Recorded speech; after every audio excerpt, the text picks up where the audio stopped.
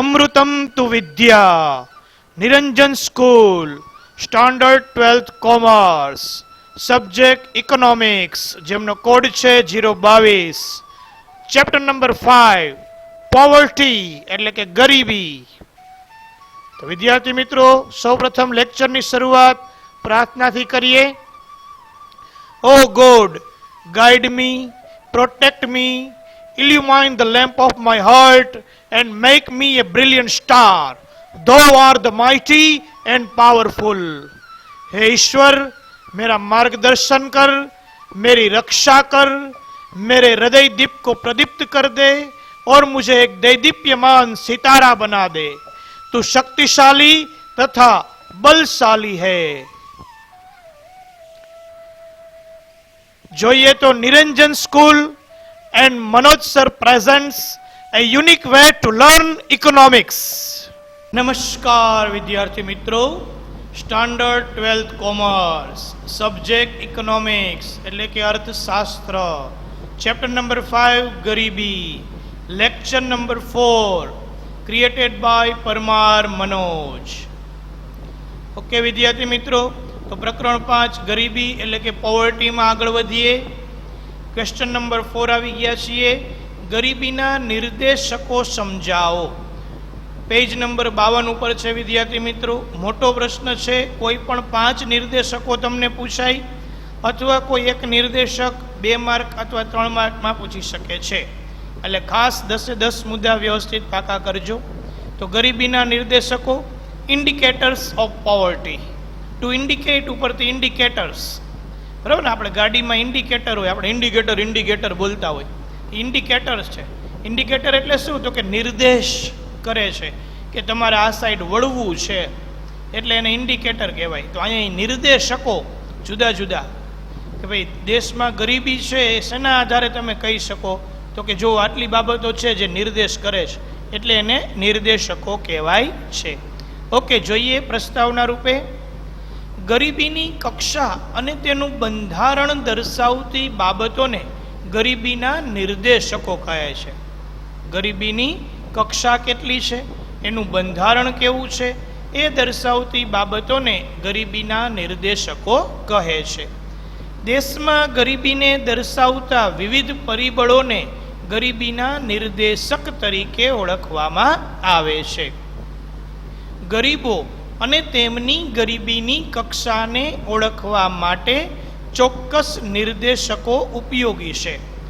ગરીબો અને એમની ગરીબી, એની કક્ષા કેવી છે, એને ઓળખવા માટે આ ચોક્કસ નિર્દેશકો છે એ ઉપયોગી છે, એમ આપણે કહી શકીએ. જેના દ્વારા ગરીબીના ચોક્કસ સ્વરૂપ અને પ્રમાણને જાણી શકાય છે.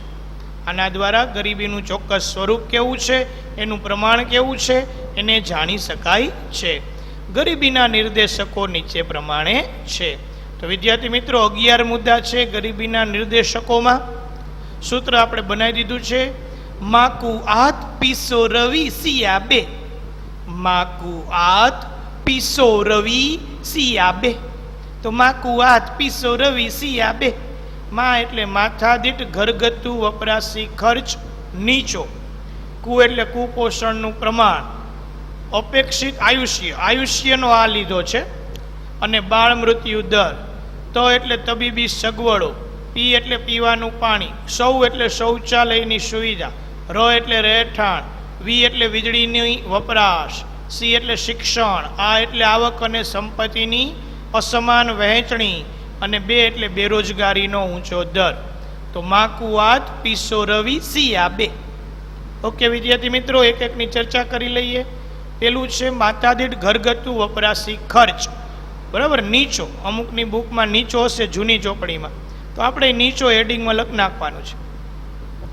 માથાદીઠ ઘરગથ્થુ વપરાશી ખર્ચ તે કોઈ 1 વર્ષ દરમિયાન કુટુંબો દ્વારા ખરીદેલ બધી જ વસ્તુઓ અને સેવાઓ, ટકાઉ વસ્તુઓ જેમ કે કાર, વોશિંગ મશીન, કમ્પ્યુટર, આ બધી ટકાઉ વગેરેના બજાર મૂલ્યને તે જ વર્ષની વસ્તી વડે ભાગતા પ્રાપ્ત થાય છે. બરાબર, ઇન શોર્ટ કહીએ, ટૂંકમાં કહીએ તો વસ્તુ અને સેવાના મૂલ્યને, બજાર મૂલ્યને દેશની વસ્તી વડે ભાગતા આપણને મળશે માતા દીઠ ઘરગથ્થુ વપરાશી ખર્ચ. માતા દીઠ વપરાશી ખર્ચ તે દેશમાં વસતા લોકોની જીવન જરૂરિયાત તેમજ સુખ સગવડની વસ્તુઓ અને સેવાઓની પ્રાપ્તિને દર્શાવે છે. માતા દીઠ વપરાશી ખર્ચ શું દર્શાવે? તો કે દેશમાં વસતા લોકોની જીવન જરૂરિયાત કેવી છે, સુખ સગવડની વસ્તુઓ અને સેવાઓની પ્રાપ્તિ કેવી છે એને દર્શાવે છે. વિકાસમાન દેશોમાં વિકસિત દેશોની તુલનામાં માતા દીઠ વપરાશી ખર્ચ ઘણું જ ઓછું હોવાથી જીવનની ગુણવત્તા ઘણી જ નીચી હોય છે. વિકાસમાન દેશોની વાત કરીએ તો વિકસિત દેશોની તુલનામાં અમેરિકા, ઇંગ્લેન્ડ, જાપાન, જર્મની બધા વિકસિત, આપણો દેશ વિકાસમાન કહેવાય. તો માતા દીઠ વપરાશી ખર્ચ ઘણું જ ઓછું હોવાથી જીવનની ગુણવત્તા ઘણી જ નીચી હોય છે. તેથી ગરીબી વધુ પ્રમાણમાં જોવા મળે છે. વિશ્વના કેટલાક દેશોમાં માતા દીઠ ઘરગથ્થુ વપરાશી ખર્ચ નીચે મુજબ જોવા મળ્યું હતું. તો કોષ્ટક આપ્યું છે વિદ્યાર્થી મિત્રો, આલેખ માટે પણ પૂછી શકે છે. આંકડા: દેશ વર્ષ 2005ના સ્થિર ભાવે યુએસ ડોલરમાં વર્ષ 2014 યુએસ $31,469, યુકે $25,828, જાપાન $2,149, પાકિસ્તાન $603, ચીન $1,420, ભારત $725. બરાબર. સ્ત્રોત છે વર્લ્ડ બેંક ઓર્ગેનાઇઝેશનનો.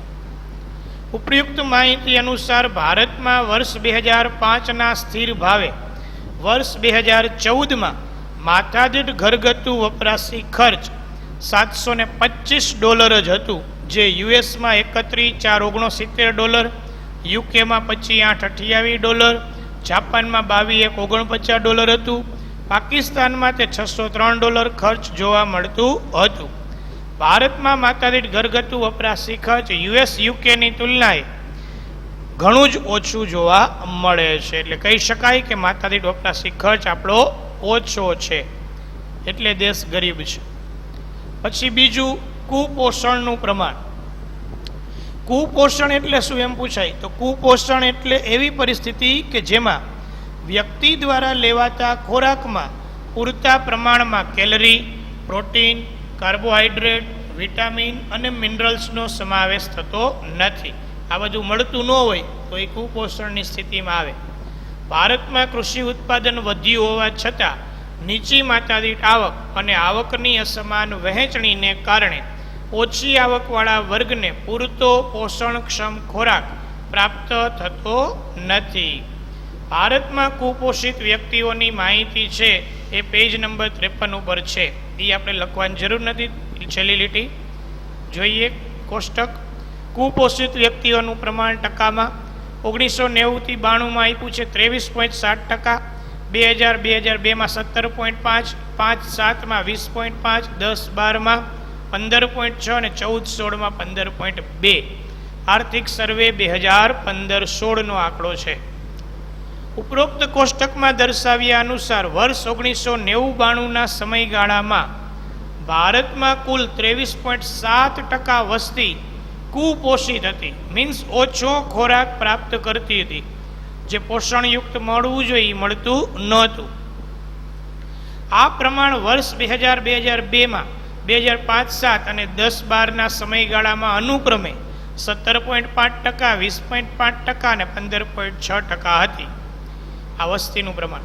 વિશ્વમાં ખાદ્ય સુરક્ષાની પરિસ્થિતિ 2005 પરના FAO જે સંસ્થા છે એમના અહેવાલ મુજબ ભારતમાં કુપોષિત એટલે કે ઓછો ખોરાક મેળવતી વસ્તીનું પ્રમાણ વિશ્વમાં બીજા નંબરે હતું. અંડરલાઈન કરજો વિદ્યાર્થી મિત્રો, બીજા નંબરે કુપોષિત વ્યક્તિઓના પ્રમાણમાં ભારતનું સ્થાન. તો બીજું, જે ગરીબીનો નિર્દેશ કરે છે. આ બાબત ગરીબી સૂચવે છે. ત્યાર પછી ત્રીજું છે અપેક્ષિત આયુષ્ય અને બાળ મૃત્યુ દર. તો અપેક્ષિત આયુષ્ય, બાળ મૃત્યુ દર બીજા ચેપ્ટરમાં આપણે જોઈ ગયા છીએ. એ જ વાત પાછી કરવાની છે. જોઈએ કે જન્મ સમયે અપેક્ષિત આયુષ્ય એટલે નવું જન્મેલું બાળક સરેરાશ કેટલા વર્ષ જીવશે તેવી અપેક્ષા છે. દેશમાં વસતા લોકોનું સરેરાશ અપેક્ષિત આયુષ્ય નક્કી કરવામાં પૂરતો પોષણક્ષમ આહાર, સ્વચ્છતા, પીવાનું શુદ્ધ પાણી, સ્વાસ્થ્ય સેવાઓ વગેરે પર આધાર રાખે છે. આ બધી બાબતો ઉપર આયુષ્યનો આધાર છે. ગરીબ વ્યક્તિઓ આ પ્રકારની સગવડો ઓછી પ્રાપ્ત કરતા હોવાથી તેમનું સરેરાશ આયુષ્ય નીચું રહે છે. ગરીબ વ્યક્તિઓ તો કે આ પ્રકારની સગવડો ઓછી પ્રાપ્ત કરે છે એટલે એમનું સરેરાશ આયુષ્ય નીચું રહે છે, નીચું જોવા મળે છે. હવે બાળ મૃત્યુદર, એકમાં 2 મુદ્દા આપી દીધા છે. તો બાળ મૃત્યુદર એટલે તો કે દર 1000 જીવિત જન્મતા બાળકોમાંથી 1 વર્ષથી ઓછા સમયગાળામાં મૃત્યુ પામતા બાળકોનું પ્રમાણ એટલે બાળ મૃત્યુદર. બરાબર, જન્મ સમયે બાળક જીવતું હોવું જોઈએ, 1 વર્ષનું થાય એ પહેલાં જો મૃત્યુ પામે તો એને બાળ મૃત્યુદર કહેવાય. 1000 કેટલા આવા બાળકો મૃત્યુ પામ્યા, તો એ બાળ મૃત્યુદર છે. બાળ મૃત્યુદરનું પ્રમાણ સ્વાસ્થ્ય સેવાઓની ઉપલબ્ધતા, માતામાં શિક્ષણનું પ્રમાણ, બાળકોમાં રસીકરણની પ્રક્રિયા, પોષણક્ષમ આહાર વગેરે બાબતો ઉપર રહેલો છે. બાળ મૃત્યુદર પણ નબળી આરોગ્ય સેવાઓના સંદર્ભમાં ગરીબીનો નિર્દેશક છે. વિશ્વના કેટલાક દેશોમાં જન્મ સમયે અપેક્ષિત આયુષ્ય અને બાળ મૃત્યુદર નીચે દર્શાવ્યા મુજબનો રહ્યો છે. તો કોષ્ટક જોઈએ. આયુષ્ય અને બાળ મૃત્યુદર દેશ છે. અપેક્ષિત આયુષ્ય વર્ષમાં આપ્યું છે, 2014ના વર્ષનો અંદાજ છે, અને બાળ મૃત્યુદર પણ 2014નો આંકડો છે. નોર્વે અપેક્ષિત આયુષ્ય સૌથી વધારે 81.6 વર્ષ, બાળ મૃત્યુદર તો કે 2 જ, 1002 જ મરે છે. અમેરિકામાં 79.1, બાળ મૃત્યુદર 6. શ્રીલંકામાં 74.9 આયુષ્ય, બાળ મૃત્યુદર 9. ચીન 75.8 વર્ષ અને 10 બાળ મૃત્યુદર. ભારત 68 વર્ષનું. ભારતનું ખાસ યાદ રાખજો, MCQ VSQમાં પૂછાય કે 2014માં ભારતમાં અપેક્ષિત આયુષ્ય કેટલા વર્ષનું હતું, તો 68 વર્ષ, 68 years. બાળ મૃત્યુદર કેટલો હતો, તો કે 39, 1039 મૃત્યુ પામતા હતા, જે બહુ મોટો આંકડો કહેવાય. સ્ત્રોત છે, આંકડા કોને આપ્યો છે, HDR એટલે હ્યુમન ડેવલપમેન્ટ રિપોર્ટ 2015, આર્થિક સર્વે 15-16નો, અને ડેટા વર્લ્ડ બેંક ઓર્ગેનાઇઝેશનમાંથી લીધું છે. બરાબર, આ વેબસાઇટનું નામ છે www data world bank organisation. એમાંથી સંકલિત એટલે થોડાક આંકડા લીધા છે, નોર્વેના નહીં બધા. ઓકે વિદ્યાર્થી મિત્રો, તો આ પણ તમારે લખી લેવાનું છે. આગળ જોઈએ. ઉપર દર્શાવેલ માહિતી અનુસાર નોર્વેમાં જન્મ સમયે અપેક્ષિત આયુષ્ય 81.6 વર્ષ, જે અમેરિકામાં 79.1 વર્ષ, શ્રીલંકામાં 74.9, ચીનમાં 75.8, જ્યારે ભારતમાં માત્ર 68 વર્ષ જોવા મળ્યું હતું, જે ચીન શ્રીલંકા જેવા દેશો કરતાં પણ ઓછું છે એમ આપણે કહી શકીએ. બાળ મૃત્યુદરની બાબતમાં નોર્વેમાં દર 1000 જન્મ લેતા બાળકોએ બાળ મૃત્યુનું પ્રમાણ માત્ર 2 જ છે. અમેરિકામાં 6, શ્રીલંકામાં 9, ચીનમાં 10 ને જ્યારે ભારતમાં 39, જે ઘણું જ વધારે કહી શકાય તેટલું છે. ત્યાર પછી નંબર 4 છે તબીબી સગવડો. સ્વાસ્થ્ય ક્ષેત્રે ડોક્ટરો, નર્સ, કમ્પાઉન્ડર વગેરે કર્મચારીઓનો સમાવેશ થાય છે અને તેની અછત સ્વાસ્થ્ય સેવાઓને પ્રતિકૂળ અસર કરે છે. અને આપણા દેશમાં અછત જ છે, આપને ખ્યાલ છે. ભારતમાં આંતરરાષ્ટ્રીય તુલનાએ તબીબી સગવડો અને ડોક્ટરોની અછત જોવા મળે છે. ભારતમાં આંતરરાષ્ટ્રીય તુલનાએ તબીબી સગવડ અને ડોક્ટરોની શું છે, તો કે અછત જોવા મળે છે. વિકસતા ગરીબ દેશોમાં લોકોને તબીબી સગવડો ઓછી હોય છે. આપણા જેવા વિકસતા દેશોની વાત કરીએ તો ગરીબ દેશોમાં લોકોને આ તબીબી સગવડો ઓછી હોય છે. તેઓ વારંવાર અનેક રોગોનો ભોગ બને છે. વારંવાર તો કે અનેક રોગનો ભોગ બનતા હોય છે. આવા ગરીબોને પૂરતો પૌષ્ટિક ખોરાક મળતો નથી. બરાબર, આવા ગરીબો છે કે જેમને પૂરતો પૌષ્ટિક ખોરાક મળતો નથી, પ્રાપ્ત થતો નથી. પરિણામે તેમની રોગ પ્રતિકારક શક્તિ ઓછી હોય છે. બરાબર, રોગ સામે ટકવાની શક્તિ, જેને રોગ પ્રતિકારક શક્તિ કહીએ, એ પ્રમાણમાં ઓછી હોય છે. દેશમાં આરોગ્ય વિષયક સેવાઓ ઓછી હોય છે. દેશની વાત કરીએ તો આરોગ્ય વિષયક સેવાઓ જે મળવી જોઈએ એ પણ ઓછી હોય છે. લોકો આવી સેવાઓથી વંચિત રહે છે. આરોગ્ય વિષયક સેવાઓ પૂરતી મળતી નથી, એનાથી વંચિત રહે છે. પરિણામે ગરીબી વધારે હોય છે. વિકસતા દેશોમાં દર 6,000ની વસ્તી માટે એક ડૉક્ટરની સેવા ઉપલબ્ધ છે. વિકસતા દેશોની વાત કરીએ તો 6,000ની વસ્તી, અંડરલાઈન કરજો, 6,000ની વસ્તીએ એક ડૉક્ટર છે. બરાબર, એટલે 6,000 જેમ એક થયું ને પ્રમાણ એકાઉન્ટની ભાષામાં, 6,000ની વસ્તી દીઠ એક ડૉક્ટર છે. જ્યારે આપણા જેવા વિકસિત દેશોમાં, આપણા જેવા વિકસતા દેશોમાં 6,000ની વસ્તી એક ડૉક્ટર છે. જ્યારે વિકસિત દેશોમાં, અમેરિકા, ઇંગ્લેન્ડ, જાપાન, જર્મની જેવા દેશમાં તો કે 350ની વસ્તી માટે એક ડૉક્ટરની સેવા ઉપલબ્ધ છે. 350 એક ડૉક્ટર છે.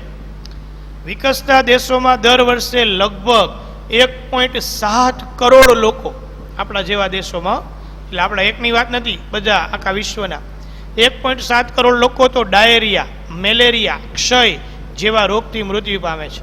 જે હવે સામાન્ય રોગ કહેવાય. જો ડાયેરિયા એટલે શરીરમાં પાણીનું ઘટી જવું, સાદી ભાષામાં ઝાડા થઈ જવા, તો એ ડાયેરિયા થઈ કહેવાય. મેલેરિયા વિષાણુજન્ય રોગ, આપણને ખબર છે મચ્છરોથી ફેલાય છે. ક્ષય એટલે ટીબી રોગ. આવા રોગથી મૃત્યુ પામે છે. અત્યારે એ સામાન્ય થઈ ગયા છે, દવાઈ છે, છતાંય 1.7 કરોડ લોકો મૃત્યુ પામે છે. દુનિયામાં લગભગ 2.3 કરોડ લોકો તો એઇડ્સનો ભોગ બન્યા છે. એમાંથી 90% તો વિકસતા દેશોમાં છે. આપણા જેવા દેશોમાં જોવા મળે છે 90% લોકો, બરાબર, 2.3 કરોડમાંથી. તો આ બાબત સૂચવે છે કે તબીબી સગવડો અપૂરતી છે, એ પણ ગરીબીનું સૂચન કરે છે. ત્યાર પછી નંબર 5 છે પીવાનું પાણી. જન સમૂહનું સ્વાસ્થ્ય સૌથી વધુ સુરક્ષિત પીવાલાયક પાણી અને સ્વચ્છતાની સગવડ સાથે સંકળાયેલું છે. દૂષિત પાણી, શુદ્ધ અને પૌષ્ટિક ખોરાકનો અભાવ વગેરે પરિબળો અનેક રોગોનું કારણ બને છે. આ બધા તો કે અનેક રોગનું કારણ છે. વસ્તી ગણતરી 2011ની માહિતી અનુસાર ભારતમાં 63.3% કુટુંબોને નળ દ્વારા શુદ્ધિકરણ સ્ત્રોતથી પીવાનું પાણી ઉપલબ્ધ છે. એટલે કે પાઇપલાઇન દ્વારા, આપણા બધાના ઘરે નળની પાઇપલાઇન છે, આપને ખ્યાલ છે, એના દ્વારા શુદ્ધિકરણ થયેલું પાણી આપણા ઘરે આવે છે. 8.67% કુટુંબોને નળ દ્વારા શુદ્ધિકરણ ન કરેલ પાણી મળે છે. નળ દ્વારા જ પણ શુદ્ધિકરણ ન થતું હોય, પાણી પહોંચાડવામાં આવતું હોય, એવા 8.67% કુટુંબ છે. 26% લોકોને અન્ય સ્ત્રોત દ્વારા મળે છે પાણી. કેવા? તો કે જેવા કે કૂવા દ્વારા, હેન્ડપંપ એટલે ડંકી દ્વારા, ટ્યુબવેલ દ્વારા, ઝરણા દ્વારા, નદી, નહેરો, તળાવથી પીવાનું પાણી વ્યક્તિ પ્રાપ્ત કરતા હોય છે, પ્રાપ્ત થાય છે. શુદ્ધ પીવાના પાણીની ગેરહાજરીમાં ગંદુ પ્રદૂષણયુક્ત પાણી દેશમાં પાણીજન્ય રોગો વધારી અને ગરીબીની સમસ્યાને વધારે ગંભીર બનાવે છે. તો પીવાનું પાણી એ પણ મહત્વની બાબત ગણાવી શકાય છે. ત્યાર પછી નંબર 6 છે શૌચાલયની સુવિધા. ભારતમાં વસ્તી ગણતરી 2011ની માહિતી અનુસાર કુલ વસ્તીના લગભગ 70% વસ્તી ગ્રામ્ય વિસ્તારોમાં રહે છે. કેટલા ટકા? 70%. જેમને પાણીજન્ય અને ચેપી રોગો થવાની શક્યતા વધુ છે. આનાથી બચવા સ્વચ્છતા મહત્વની છે અને તે માટે શૌચાલયની સુવિધા અગત્યની છે. હવે શૌચાલયની સગવડના પ્રકાર મુજબ ઝૂંપડાવાસીના કુટુંબોની વાત કરીએ. કુલ કુટુંબો 100%. એમાં મકાનમાં જ શૌચાલયની સગવડવાળા કુટુંબો હોય તો કેટલા છે? 66%. મકાનમાં શૌચાલયની સગવડ ન હોય એવા કેટલા? 34%. તો જો આગળ લખ્યું, ભારતમાં 66% કુટુંબો મકાનની અંદર જ શૌચાલયની સુવિધા ધરાવે છે. જ્યારે બાકીના 34% કુટુંબો તો કે જાહેર શૌચાલયનો ઉપયોગ કરે છે અથવા તો ખુલ્લામાં જાય છે. પરિણામે સ્વચ્છતાના અભાવે પ્રદૂષણ અને શારીરિક નબળાઈ તેમજ ઉત્પાદકતા અને ઉત્પાદનને નીચા રાખે છે, જે ગરીબીને વધારવા માટે કારણભૂત પરિબળ બને છે. આ બાબત ગરીબી વધારવા માટે કારણભૂત પરિબળ છે એમ આપણે કહી શકીએ. જોકે સરકારે અત્યારે આપણને ખ્યાલ છે કે ભાઈ ટોયલેટ દરેક ગામડે ગામડે ઘરે ઘરે હોવું જોઈએ એવી જાહેરાત કરી છે. એના માટે સબસિડી આપે છે ટોયલેટ બનાવવા માટે. આવી ફેસિલિટી આપે છે જેથી કરીને ગરીબી થોડી દૂર થાય અને વ્યક્તિનું આરોગ્ય સુધરે, ઉત્પાદન ને ઉત્પાદકતા વધી શકે. ત્યાર પછી છે વિદ્યાર્થી મિત્રો નંબર 7 રહેઠાણ. ગરીબીના નિર્દેશક તરીકે રહેઠાણો અને તેનું સ્વરૂપ એક નિર્દેશક છે. વિકસતા દેશોમાં રહેઠાણોની તંગી છે. લોકો ગંદી ચાલો, અમદાવાદમાં આપને ખબર છે ચોલ કહેવાય, બરાબર, એક જ બિલ્ડિંગમાં ઘણા બધા રહેતા હોય, નાની નાની ખોલી હોય, મીન્સ ઓરડી હોય, તો એ ગંદી ચોલો કહેવાય. લોકો ગંદી ચાલો અને ઝૂંપડપટ્ટીમાં રહે છે. આ એક પ્રવર્તતી ગરીબીનું માપદંડ છે. રહેઠાણ એ માનવીની પ્રાથમિક જરૂરિયાતો છે. રહેઠાણ મળે તો કેવા મળે છે તેના પરથી ગરીબીનું ધોરણ નક્કી થાય છે. રહેઠાણનું મકાન, ઓરડાઓ, રહેનારાઓની સંખ્યા, ઘરમાં નળ, ડ્રેનેજની સગવડ, વીજળી જેવી સગવડતા ધરાવતા મકાનોની ટકાવારી ગરીબીની કક્ષા દર્શાવે છે. ભારતમાં પૂરતી સગવડતાવાળા મકાનોની તંગી છે.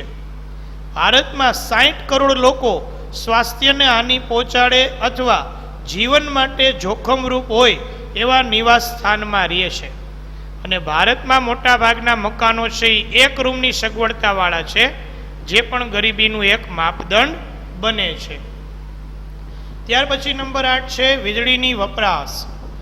કોઈ પણ દેશના આર્થિક વિકાસને અસર કરનારું એક મહત્વનું પરિબળ વીજળીની સગવડ છે. દેશમાં ઉત્પાદન વધારવા તેમજ લોકોના જીવનની ગુણવત્તા સુધારવા વીજળીની સગવડ ખૂબ જ મહત્વની છે. ભારત વીજળીનો એક મોટો ઉત્પાદક અને વપરાશ કરતો દેશ છે. આમ છતાં વધુ વસ્તી અને ઓછી માથાદીઠ આવક હોવાથી માથાદીઠ વીજળીની વપરાશ ખૂબ જ ઓછી છે.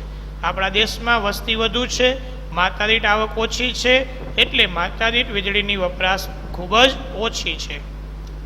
નંબર 9 છે શિક્ષણ. વિશ્વ બેંકની માહિતી મુજબ 15 વર્ષ કે તેથી વધુ ઉંમરના લોકો કે જે લખી અને વાંચી શકે તે સાક્ષર છે.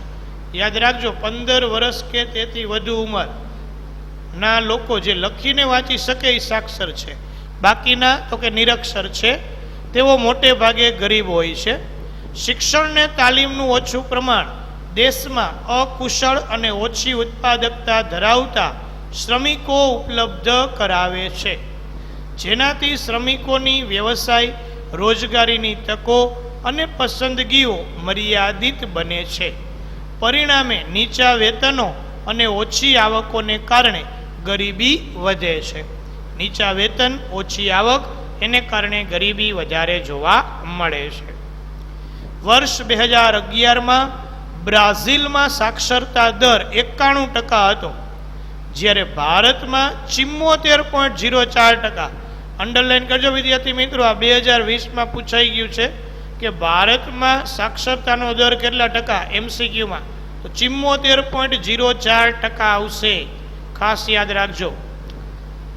નેપાળમાં 60% અને પાકિસ્તાનમાં 55% જોવા મળ્યો હતો, જે દર્શાવે છે કે વિકાસશીલ દેશોમાં સાક્ષરતા દર સરખામણીએ ઘણો ઓછો છે. ગરીબ વસ્તીમાં શિક્ષણનું પ્રમાણ ઓછું હોવાથી લોકો રૂઢિચુસ્ત માનસ ધરાવતા હોવાથી પરિવર્તનો અપનાવી શકાતા નથી. રૂઢિચુસ્ત માનસ આખો જ શબ્દ છે, અલ્પવિરામ કાઢી નાખજો. પરિવર્તનો અપનાવી શકાતા નથી. માનસ એટલે વિચારસરણી, રૂઢિચુસ્ત માનસિકતા છે, એને માનસ કહેવાય. તો માનસિકતા એવી ધરાવે છે એટલે પરિવર્તનો અપનાવી શકતા નથી. અજ્ઞાનતાનું ઊંચું પ્રમાણ ગરીબીનું પ્રબળ નિર્દેશક ગણાય છે. વ્યક્તિમાં અજ્ઞાનતા છે અને એનું ઊંચું પ્રમાણ આ ગરીબીનું પ્રબળ નિર્દેશક ગણાય છે. માત્ર માથાદીઠ આવકના પ્રમાણ ઉપરથી જ વિશ્વમાં પ્રવર્તતી ગરીબીનો સાચો અંદાજ મળતો નથી. એવું હોઈ શકે છે ઊંચી માથાદીઠ આવકવાળા દેશમાં ગરીબી રેખા નીચેની વસ્તીનું પ્રમાણ વધારે હોઈ શકે છે. એટલે એવું નથી કે ભાઈ ઊંચી માથાદીઠ આવક હોય તો ગરીબી ન હોય, ત્યાં પણ વધારે હોઈ શકે છે, કારણ કે શિક્ષણ ન હોય તો. નંબર 10 આવક અને સંપત્તિની અસમાન વહેંચણી. 1991ના આર્થિક સુધારા બાદના સમયમાં ભારતમાં ઊંચા દરે આર્થિક વૃદ્ધિ અને માથાદીઠ આવકમાં ઝડપથી વધારો થયો હોવા છતાં આવકની અસમાન વહેંચણીને કારણે ગરીબાઈમાં મોટા પ્રમાણમાં ઘટાડો નોંધાયો નથી. ગરીબીની અંદર મોટા પ્રમાણમાં ઘટાડો નોંધાયો નથી. આવકની અસમાનતા વધવા સાથે એક તરફ ઉચ્ચ જીવન ધોરણ સાથે ઉચ્ચ સગવડો ભોગવતો ધનિક વર્ગ છે, તો બીજી તરફ ઓછી આવક ધરાવતા મકાન વિહોણા તેમજ ગંદા વસવાટોમાં વસતા ખોરાક, શિક્ષણ અને સ્વાસ્થ્યની પાયાની લઘુત્તમ જરૂરિયાતોથી વંચિત એવો ગરીબ વર્ગ જોવા મળે છે.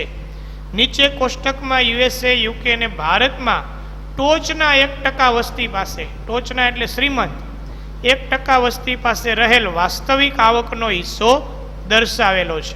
જોઈએ તો ટોચના 1% વસ્તી પાસે વાસ્તવિક રાષ્ટ્રીય આવકનો હિસ્સો કેટલો છે? જો દેશ વર્ષ 1998-2012 યુએસમાં 15.2, ભારતમાં 2012માં 18.9, યુકેમાં 12.5, 2012માં 12.7, ભારતમાં 9 અને 2012માં 12.6. ઇટ મીન્સ બધામાં જુઓ, શ્રીમંતો વધુ શ્રીમંત બનતા જાય છે, ગરીબો વધુ ગરીબ બનતા જાય છે. લખ્યું છે કે ઉપર દર્શાવેલ માહિતી મુજબ યુએસએ, યુકે અને ભારત ત્રણેય દેશોમાં વર્ષ 1998ની તુલનાએ વર્ષ 2012માં ટોચની 1% વસ્તી પાસે વાસ્તવિક રાષ્ટ્રીય આવકનો હિસ્સો વધતો જ રહ્યો છે. વર્ષ 1998ની તુલનાએ વર્ષ 2012માં વાસ્તવિક રાષ્ટ્રીય આવકનો હિસ્સો યુએસમાં 15.2%થી વધી 18.9% થયો, યુકેમાં 12.5%થી વધી 12.7 અને ભારતમાં 9%થી વધી 12.6% થયો છે. ભારત માટે એવું કહી શકાય કે ભારતમાં આર્થિક સુધારાઓથી ઉદ્ભવેલા લાભો ધનિકોની તરફેણમાં વધુ રહ્યા છે.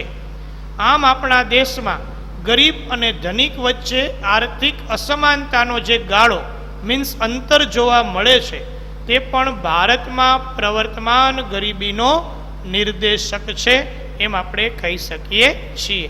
તો આ પણ ભારતનો પ્રવર્તમાન ગરીબીનો નિર્દેશક છે. ત્યાર પછી નંબર 11 છે બેરોજગારીનો ઊંચો દર. તો પ્રવર્તમાન વેતન દરે કામ કરવાની ઈચ્છા, શક્તિ અને લાયકાત ધરાવતા વ્યક્તિને કામ ન મળે તો તે બેકાર કહેવાય. ભારતમાં આયોજનની શરૂઆતમાં નીચા આર્થિક વિકાસ અને 1991 પછી રોજગારી વિહોણી વૃદ્ધિ, આ ખાસ યાદ રાખજો વિદ્યાર્થી મિત્રો, રોજગારી વિહોણી વૃદ્ધિ, જોબલેસ ગ્રોથ, બરોબર. હા, આર્થિક વૃદ્ધિ થઈ પણ રોજગારી વગરની, મીન્સ રોજગારી લોકોને ન મળી. આવું શું કામ થયું? તો કે યંત્રોનો ઉપયોગ વધારે થતો હતો, યંત્ર દ્વારા ઉત્પાદન થતું હતું, એને કારણે આર્થિક વિકાસ થયો પણ રોજગારીમાં વધારો ન થયો. તો આવી આર્થિક વૃદ્ધિ કે આર્થિક વિકાસને કહેવાય જોબલેસ ગ્રોથ, રોજગાર વિહોણો વિકાસ. ઓકે, એને કારણે રોજગારી સર્જનનો દર વધતા શ્રમના પુરવઠાના સંદર્ભમાં નીચો રહ્યો હોવાથી બેરોજગારીનો દર ઊંચો રહ્યો છે. બેરોજગારીની સ્થિતિમાં વ્યક્તિ આવકના અભાવે પોતાની અને પોતાના કુટુંબની લઘુત્તમ જરૂરિયાતો પણ સંતોષી શકતા નથી. પરિણામે ગરીબીનું પ્રમાણ ઊંચું રહે છે. આને કારણે ગરીબીનું પ્રમાણ તો કે ઊંચું જોવા મળે છે. ભારતમાં વર્ષ 2011 સુધી બેરોજગારીનો દર 9%ની આસપાસ રહ્યો હતો. વર્ષ 2013-14માં શ્રમ બ્યુરો દ્વારા બેરોજગારીની મોજણી પ્રમાણે, હવે મોજણી એટલે વિદ્યાર્થી મિત્રો થાય સર્વે, કાઉન્સમાં સર્વે લખી શકો, દર વર્ષે સર્વે કરવામાં આવે ને તો એને મોજણી કહેવાય છે.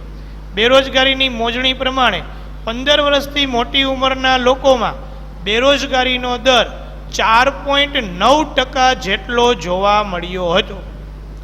15 વર્ષથી મોટી ઉંમર જે ખરેખર કામ કરી શકે છે એવા લોકોમાં બેરોજગારીનો દર હતો 4.9%. ગ્રામીણ ક્ષેત્ર માટે આ દર હતો 4.7% અને શહેરી ક્ષેત્રો માટે હતો 5.5% જોવા મળ્યો હતો. તો આ બેરોજગારીનો ઊંચો દર પણ ગરીબીનું એક મોટું કારણ ગણાવી શકાય છે. ઓકે વિદ્યાર્થી મિત્રો, તો અહીં નિર્દેશકો પૂર્ણ થાય છે.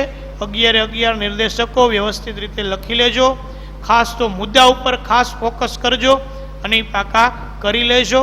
વ્યવસ્થિત ડિટેલ્સ પણ વાંચી અને પાકી કરી લેજો. Thank you very much for watching this video.